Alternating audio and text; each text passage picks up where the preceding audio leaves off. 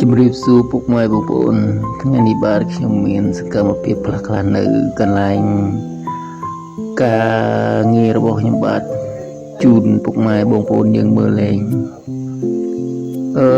ថ្ងៃនេះដែរខ្ញុំបានត្នេក៏ឆ្លៀតថតពីសកម្មភាពកន្លែងការងារខ្ញុំធ្វើអញ្ចឹងណាកន្លែងការងារខ្ញុំធ្វើនឹងខាត់ថ្មបងប្អូន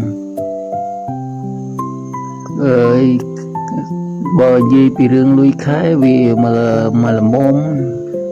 វាអាចទទួលយកបានទេបងប្អូនច្រើនគួរសមដែរវាមានហត់ខ្លះជាងស្រួលខ្លះជាងទៅណាបងប្អូនមើលតែវីដេអូដឹងខាត់ថ្មមួយថ្ងៃចឹងដែរសើមទឹកស៊ីដែរដេងឆក់ផងនិយាយរួមទៅបើដេងឆក់មិនច្រើនបងប្អូនដូចជាសមោចខំអញ្ចឹងនេះរូបភាពនេះកន្លែងនេះខ្ញុំវាយក្បាលវាពីសងខាង